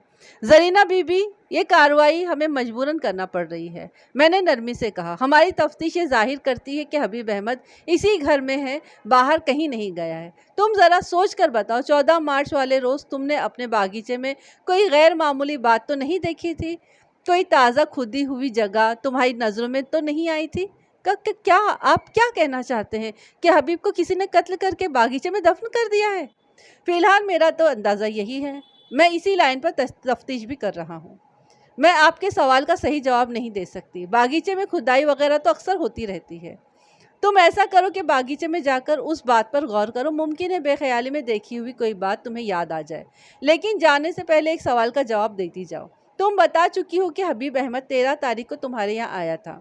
उस रोज़ चौधरी फरमान अली तुम्हारे यहाँ खाने पर मद्दू था। ये बताओ कि फरमान अली के जाने के बाद कोई और शख्स तुम्हारे घर आया था? वो सोचते हुए बोली, मेरा ख्याल है कि अम्मी ने मासी फाता को किसी को बुलाने के लिए भेजा था। उसकी वापसी तक मैं सो चुकी थी, या शायद मुझे उसकी वापसी का पता नहीं चला था। मैंने उसे भेज दिया और मासी फाता को अंदर बुला लिया। वो अधेड़ उम्र की एक होशियार औरत नजर आती थी। उसने खद्दर के ढीले ढाले कपड़े पहने थे। मेरे इस्तिफसार पर उसने बताया कि वो नसीरा बेगम के पास ही रहती है। उसके 3 बच्चे हैं, 2 लड़कियां और 1 लड़का। लड़कियां शादीशुदा हैं और लड़का बाप के साथ लाहौर में रहता है। दोनों वहाँ कोई छोटा मोटा काम करते हैं। मासी फाता, पिछले महीने यहाँ लायलपुर से एक मेहमान आया था, मैंने उससे कहा। उस रोज़ चौधरी फरमान अली की इधर दावत भी थी। तुम्हें वो मेहमान याद है ना? उसका नाम हबीब था। आहो जी, अच्छी तरह याद है। अगले दिन वो सवेरे सवेरे उठकर चला गया था, उसने जवाब दिया। रात को जब चौधरी चला गया था तो नसीरा बीबी का अपनी बेटी के साथ झगड़ा हुआ था। आहो जी, हुआ था, पर थोड़ी देर बाद मुकमुका भी हो गया था। मुकमुका के बाद नसीरा बीबी ने तुम्हें किसी को बुलाने के लिए भेजा था, याद है ना तुम्हें? उसने जवाब देने में थोड़ा सा तामुल किया, फिर बोली, भेजा तो था पर मैं भुला गई हूँ। देख मासी फाता, अगर तुझे यहाँ ये बात याद नहीं आएगी तो हम तुझे थाने लेकर चलेंगे। वहाँ लोगों को बड़ी पुरानी बातें याद आ जाती हैं, इसलिए बेहतर यही है कि यहीं पर तू ये सब बातें याद कर ले। थानेदार जी, मैं गरीब औरत हूँ, मैंने नसीरा बीबी का नमक खाया है। उसने मुझे ये बात बताने से मना किया था। अगर मैंने सच बोला तो वो मुझे नौकरी से जवाब दे देगी। सच तो तुम्हें बोलना ही पड़ेगा। खुद बता दूंगी तो अच्छी रहोगी। मैं तुम्हारी मालकिन से इस बात का जिक्र नहीं करूँगा। थोड़े से धमकाने के बाद वो सच बोलने पर तैयार हो गई। उसने बताया कि 13 मार्च की रात वो चौधरी इलियास घुम्मन को बुलाने गई थी। चौधरी इलियास का घर वहाँ से ज़्यादा दूर नहीं था। वो फ़ौरन चला आया था और नसीरा बेगम की हिदायत पर पिछले दरवाजे से आया था। उसके बाद क्या हुआ था, मैंने पूछा। दोनों खामोशी से बैठक में चले गए थे और मैं सोने के लिए छत पर चली गई थी। मेरा कमरा छत पर है, सीढ़ियाँ पिछली तरफ से है। रात को तुमने कोई शोर वगैरह तो नहीं सुना, मैंने पूछा। क्या किसी को क्यारियों में खुदाई वगैरह करते हुए तो नहीं देखा? छत से तो पूरा शहर नजर आता होगा।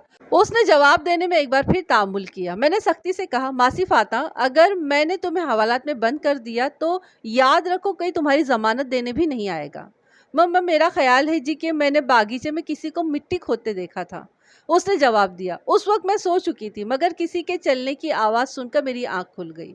मैंने उठकर नीचे देखा तो कोई बागीचे में मिट्टी खोद रहा था। अंधेरी की वजह से मैं उसकी शक्ल नहीं देख सकी। मैंने नीचे जाकर पता करने का इरादा किया, लेकिन फिर मैंने नसीरा बीबी को उस तरफ जाते देखा। वो मिट्टी खोदने वाले के साथ आहिस्ता आहिस्ता बातें करने लगी, इसलिए मैं नीचे नहीं गई। मैंने उससे वो जगह पूछी जहां उसने किसी नामालूम शख्स को खुदाई करते देखा था और उसे अलग कमरे में बैठा दिया। फिर चौधरी घुम्मन को अपने पास बुला लिया। वो हुनूस धमकियां दे रहा था। मैंने पूछा, चौधरी घुम्मन, इस औरत से यानी नसीरा बेगम से तुम्हारा क्या रिश्ता है? उसने तर्क लहजे में जवाब दिया, वही जो तुम्हारे बाप का तुम्हारी माँ से था। मुझे गुस्सा तो बहुत आया, मगर मैं जब्त कर गया। तुम्हारा मतलब है कि तुम दोनों के दरमियान मियाँ बीवी का रिश्ता है? मलिक सफदर हयात, तुमने बड़ी गलत जगह पर हाथ डाला है, उसने कहा। हमारे खानदान पर तो बड़े बड़े अंग्रेज अफसर भी हाथ डालने से डरते थे। अब भी मौका है, यह हथकड़ियाँ खोल दो, मैं तुम्हारी गलती माफ़ कर दूंगा। अंग्रेज 7 समंदर पार से आए थे चौधरी घुम्मन। उन्हें इस मुल्क की मिट्टी का तजुर्बा नहीं था। वो आदमी को नहीं, उसकी ज़मीन को नापते थे। लेकिन मैं इस मिट्टी का बंदा हूँ। मैं जब मीरासी को देखता हूँ तो उसे पहचान लेता हूँ। ये हथकड़ी अब तुम्हारे हाथ से बमुश्किल ही उतरेगी। एक बात मैं तुम्हें पहले ही बता दूं कि थोड़ी देर के अंदर डिप्टी कमिश्नर और एसपी साहब यहाँ पहुँचने वाले हैं। लाश उनके सामने बरामद होगी। मैंने कभी कच्चा काम नहीं किया है। लाश का जिक्र सुनते ही उसके चेहरे का रंग यखलक सफ़ेद हो गया। बोला, किसकी लाश? किस लाश की बात कर रहे हो? ज़रा सब्र करो, भी पता चल जाएगा मैं किस लाश की बात कर रहा हूँ। और ये भी सुन लो, जिस औरत को तुमने अपनी बीवी बताया है ना, वही तुम्हारे खिलाफ गवाही देगी। मलिक साहब, मैं इन बातों से दबने वाला आदमी नहीं हूँ। जो एएसआई खाना तलाशी ले रहा था, उसने 3 चीज़ें मेरे सामने लाकर रख दी। एक खून आलूद चादर और एक खून आलूद तकिए का गिलाफ। दोनों चीज़ें बोस्की के कपड़े की थी और उन पर कशीदाकारी की हुई थी। तीसरी चीज़ मर्दाना बूटों का एक जोड़ा था। जनाब, ये बूटों का जोड़ा हबीब अहमद का मालूम होता है, एएसआई ने कहा। हमारी इत्तला के मुताबिक जब वो घर से निकला था तो उसने ऐसे ही बूट पहन रखे थे और इस चादर और गिलाफ पर खून के धब्बे हैं। मालूम होता है कि हबीब अहमद को सोते में ही कत्ल किया गया था। मैंने एएसआई से कहा, तुम ऐसा करो कि एक आदमी को फ़ौरन लायलपुर भेजो। उससे कहो कि एएसआई फैज़ मोहम्मद और हबीब अहमद के बाप को बुला लाए। 2 आदमियों को इस वारदात की तफसील बताकर ज़िला हेडक्वार्टर रवाना कर दो। उनसे कहना कि वो एसपी इलाका और डिप्टी कमिश्नर से यहाँ आने की दरख्वास्त करें। मैं उनकी मौजूदगी में लाश बरामद कराना चाहता हूँ। उनसे कहना कि वो अखबारी नुमाइंदों को भी इस अमर की इत्तला दे दें। और तीसरी बात ये कि किसी फ़ोटोग्राफ़र का इंतज़ाम भी कर लो। उन चीज़ों को देखकर, मेरी बातों को सुनकर इलियास घुम्मन पर सख्ता तारी हो गया था। जब एएसआई जाने लगा तो वो होश में आते हुए बोला, मलिक साहब, एक मिनट, ये आप क्या कर रहे हैं? आप मेरी अर्ज़ तो सुन लें। मामला यहीं पर तय हो सकता है, इतने लोगों को जमा करने की क्या ज़रूरत है? एएसआई रुक गया। मैंने कहा, बोलो, मैं सुन रहा हूँ। हुजूर, आदमी तो मरते ही रहते हैं, उसने आजिज़ाना लहजे में कहा, और मरने वाले वापस नहीं आया करते। जो कुछ हो चुका है उस पर मिट्टी डाले और हुक्म करे कि मैं आपको कितनी रकम पेश करूं। 5,000, 10,000, 15,000, जो नरमी गर्मी हो गई है उसे माफ़ कर दे और मुझे अपना खादिम समझे। बात सुने चौधरी घुम्मन, मैंने कभी लाशों का सौदा नहीं किया, मैंने कहा। हबीब अहमद एक गरीब बाप का बेटा था, उसके बुढ़ापे का सहारा था। वो एक बूढ़ी माँ की आंख का तारा भी था। उसकी 3 बहनें और 2 भाई हैं। वो सब उसकी राह में आंखें बिछाए बैठे हैं। वो अभी तक हबीब अहमद को जिंदा समझते हैं। चौधरी घुम्मन, ज़रा सोचो, जब जवान बेटे की लाश घर पहुंचेगी तो बूढ़े माँ बाप का क्या हाल होगा? बहनों और भाइयों पर कैसी कयामत टूट पड़ेगी? और तुम कहते हो कि मिट्टी डालो? नहीं चौधरी, ये इतनी मामूली बात नहीं है। मलिक साहब, मेरा इस मामले में कोई कसूर नहीं है। उसका लहजा एकदम बदल गया। यहाँ अगर कोई वारदात हुई है तो उसकी जिम्मेदार नसीरा बेगम है। ये उसी का मकान है। मैंने एएसआई को भेज दिया और नसीरा बेगम को भी कमरे में बुला लिया। नसीरा बेगम, ये चौधरी इलियास गुम्मन का कहना है कि तुम उसकी बीवी हो। मैंने कहा, क्या ये सच है? नसीरा बेगम की खून आलू चादर और बूटों पर नजर नहीं पड़ी थी। अभी मेरी बात भी पूरी नहीं हुई थी कि मैंने चौधरी फरमान अली को बरामदे में दाखिल होते देखा, लेकिन इलियास गुम्मन और नसीरा बेगम की नज़र उस पर नहीं पड़ी थी। मेरा सवाल चौधरी फरमान अली ने सुन लिया था और वो बरामदे में ही ठिठक गया था। गालिबन वो नसीरा बेगम का जवाब सुनना चाहता था। हाँ, ठीक कहा है चौधरी इलियास ने, नसीरा बेगम ने कहा। आपको इस पे कोई एतराज़ है? मलिक साहब को कोई एतराज़ नहीं हो सकता, चौधरी फरमान कमरे में कदम रखते हुए बोला। खैर से ये मामला कब हुआ है? ओह चौधरी साहब, आप? नसीरा बेगम घबरा कर बोली। आप कब आए हैं? मैं तो आपकी तरफ आदमी भिजवाना चाहती थी। मगर ये थानेदार साहब ने हमारे घर की नाकाबंदी कर रखी है। चौधरी फरमान अली ने तंजिया लहजे में कहा, अब हमारे घर आदमी भेजने की क्या ज़रूरत है?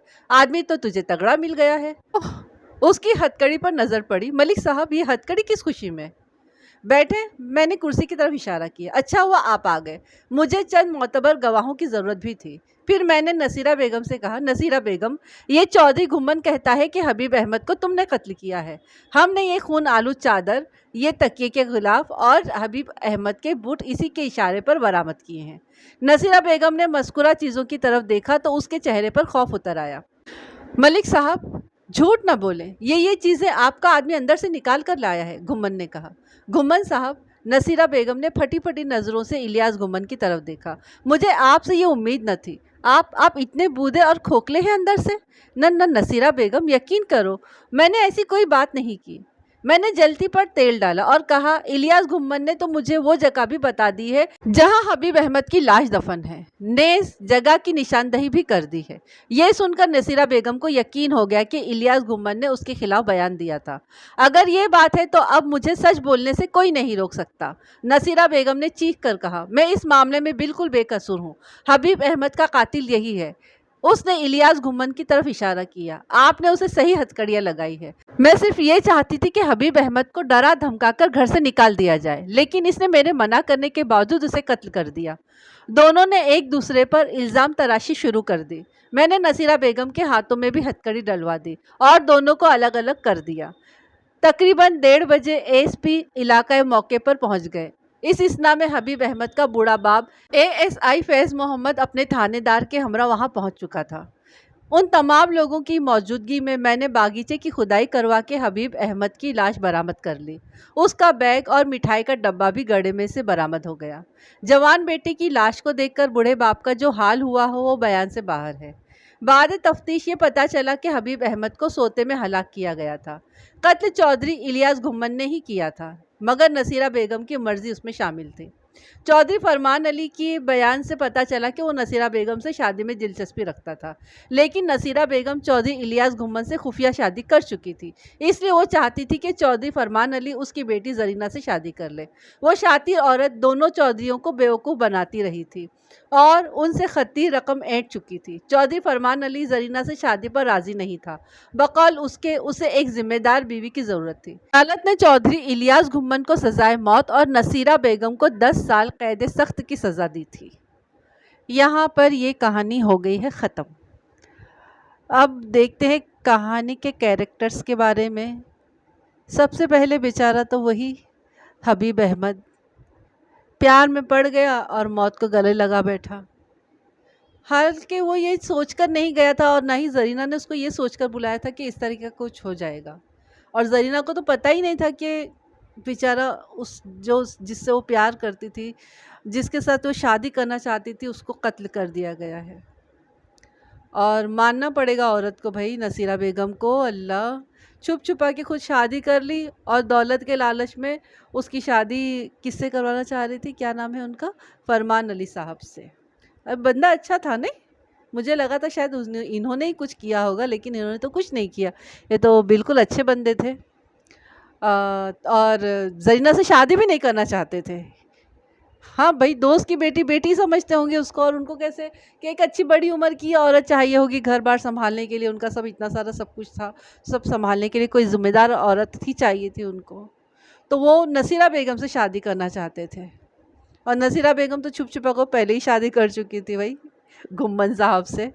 اور کتنے سخت دل لوگ تھے کہ ان لوگوں نے ایک جوان بچے کو، جوان لڑکے کو نیند میں قتل کر دیا۔ میرا یہ کہنا ہے کہ کیا قتل کرنا ہی آخری کیا کہتے ہیں آخری حل ہوتا ہے؟ نہیں، ہم بات چیت سے کر سکتے تھے نا، مطلب ان لوگ بھی تو بات چیت سے کر سکتے تھے حل اس بات کو۔ کسی کا جوان بچہ اس طرح قتل کر دینا، یا اللہ کیسے پتھر دل لوگ نا۔ اب اس کے بیچارے ماں باپ، اس کے حبیب احمد کے ماں باپ، ان پر کیا گزری ہوگی، چھوٹے چھوٹے بھائی، اور گھر میں سب سے بڑا، مطلب کہ ذمہ داری اٹھانے والا سب سے بڑا وہی تھا کہ وہی سب ذمہ داری اٹھائے ہوئے تھا۔ بیچاری زرینہ شادی کی آس لے کر رہ گئی، اور ہمارے ملک صاحب تو ماشاءاللہ بالکل پکڑ کر لے آتے ہیں ملزم کو، سامنے کر دیتے ہیں، کیسے بھی مطلب لگا دیتے ہیں جگاڑ، اور کرا لیتے ہیں قبول ان کا جرم انہی کے منہ سے۔ اور کون بچتا ہے اس میں؟ باقی سب تو ہو گئے ہیں۔ ہاں، کہانی بہت اچھی تھی، مجھے اچھی لگی، آپ لوگوں کو بھی اچھی لگی کہ سنیے اور اپنی رائے دیجیے۔ اور ایک بات اس سے یہ سبق ملتی ہے کہ جب ہم کہیں جا رہے ہوں تو اپنے گھر والوں کو بتا کر جائے کہ ہم کہاں جا رہے ہیں، کس سے ملنے جا رہے ہیں، یہ پتہ ہمارے گھر والوں کو ہونا چاہیے۔ اس کہانی میں یہ پتہ نہیں تھا کہ حبیب احمد کہاں گیا ہے، کہاں جانے والا تھا، کس سے ملنے والا تھا، واقعی میں کچھ اس کو صحیح کام تھا یا نہیں تھا، کسی کو کچھ صحیح طریقے سے نہیں پتا تھا۔ بس اس کے دوست کو اتنا پتا تھا کہ اس کی کوئی محبوبہ ہے جس سے وہ ملنے کی بات کر رہا تھا، یا پھر اس کو گھمانے پھرانے کی بات کر رہا تھا۔ تو جب بھی کہیں جائے تو اپنے گھر والوں کو صحیح اطلاع دے کر ہمیں جانا چاہیے، تاکہ اگر خدا نہ کرے ہمارے ساتھ میں کچھ برا ہوتا ہو تو ان کو خبر تو ہو کہ ہم کہاں ہیں۔ چلیے، آپ لوگ سنیے اور کمنٹس لکھیے۔ کمنٹس بڑی کنجوسی کرتے ہیں لکھنے کے لیے، اچھے سے لکھیے کمنٹس، اور لائک کریے سنتے وقت ہی، سبسکرائب کریے، سبسکرائب نہیں آ رہے سبسکرائب کریے آپ لوگ، اور مجھے دعاؤں میں یاد رکھیے، اور اس کہانی کو شیئر کریے، زیادہ زیادہ شیئر کریے، پلیز شیئر کریے، اور اپنے دوستوں سے، اپنے رشتہ داروں سے، اپنے گھر والوں سے کہیے کہ سنیں میری آواز کو سنیں۔ بالکل، آپ لوگ نہیں سنیں گے تو کون سنے گا؟ سننا ہے نا، ہم فیملی ہے آخر۔ اب میری باتوں کو، میری بک بک کو آپ لوگوں کو ہی تو سننا ہے۔ تو ملتے ہیں پھر کسی اچھی سی کہانی کے ساتھ میں، تب تک کے لیے مجھے اپنی دعاؤں میں یاد رکھیے، اپنا خوب سارا خیال رکھیے، اور لائک کریے۔